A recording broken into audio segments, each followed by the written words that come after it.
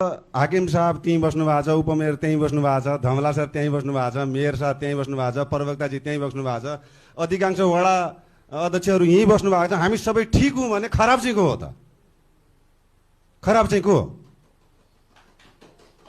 अनि यो हामी गणतन्त्र भनिरहेछौँ। गणतन्त्रमा के हुन्छ? जनताको राज होला नि। तपाईँहरू त्यहाँ बस्ने भनेको हाम्रो कर खाएर बस्नु भएको।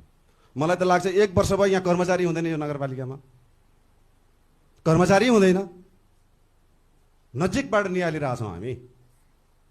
अनि खराब चाहिँ को हो त? अनि कुरा गरेर भोक यो पेट चाहिँ भरिँदैन। मलाई भन्नु खोजेँ सबै कुराले त कागजले त हामी के बनाएको छ भने त सुन्दर नेपाल कागजमा त्यस्तो छ। यसको डिजाइन र मोडल कस्तो छ मलाई त्यो पनि थाहा छैन। फेरि अब म त यो नगरपालिकामै सीमित हुँ भनेको होइन। अब प्रदेश र केन्द्रसम्म पनि जाँदो रहेछ। यहीँ भित्र छन् धेरै मान्छेहरू त प्रदेशबाट योजना किनेर ल्याउने। अनि अस्पताल र स्कुल कहाँबाट बन्छ? प्रदेशबाट योजना किनेर ल्याउँछन्। यिनीहरू कहाँ काम गर्छन्? त्यसको पब्लिक अडिट नभएर यिनीहरू खान्छन् पैसा। चप्पल हाल्ने मान्छेसँग मोटरसाइकल र गाडी चढ्ने पैसा कहाँबाट आयो? तपाईँको बाबुको सम्पत्ति हो त्यो? कसको सम्पत्ति हो त्यो? नेपाली जनताको सम्पत्ति थियो।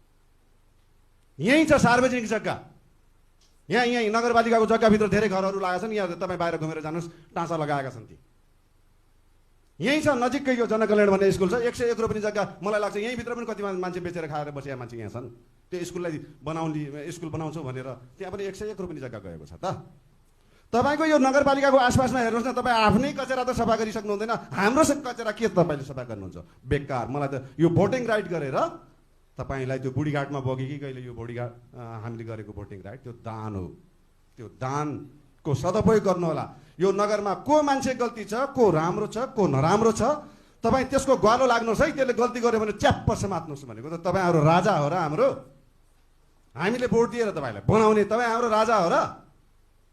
राजा ज्ञानेन्द्रलाई त हामीले नागार्जुन पठाइसके होइन।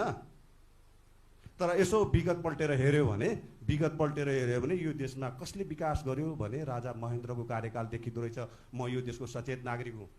म चलचित्रकर्मी पनि। फेरि म राज्य सम्हालसम्म सीमा मिच्न म भन्छु पाइँदैन उहाँहरूले भन्नुहुन्छ। तर मैले बन्दुक लिएर लड्न जाने होइन नि त त्यहाँ।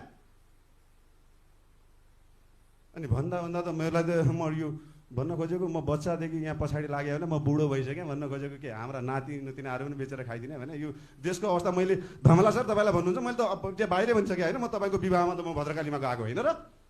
तपाईँ पो चिन्नु हुँदैन, म त चिन्छु नि तपाईँलाई।